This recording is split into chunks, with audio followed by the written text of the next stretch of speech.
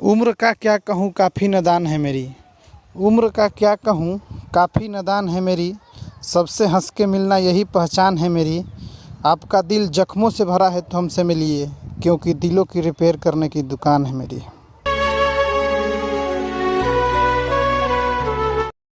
प्यार के वादा में या कसम में कुछ नहीं खे रखल है भैया।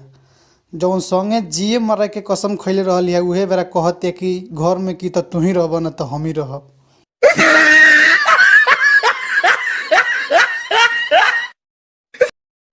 कुछ लोग के आदत होला कि कौनो बात कहे से पहले कहेला कि ये भाई एगो बात कही बुरा त ना मनबो, आ वैसने बात कही देला कि मन करला कि चनिया पर चार चप्पल मार के चनिया चार इची चाकर कर दी।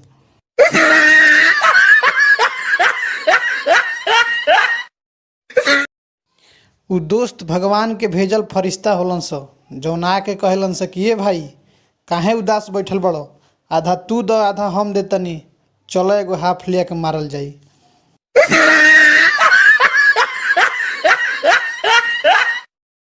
शौचालय में लैट्रिन कइला के बस अतने फायदा बा कि एगो तो बहरी गंदगी ना होला, दूसरा का बार बार आगा ना बढ़े के पड़ेला।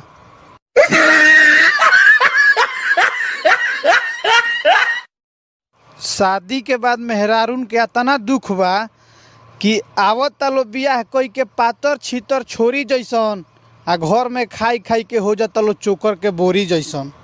मर्द के कोई के चिंता हजार, आ झरल जाता कपार पके बार।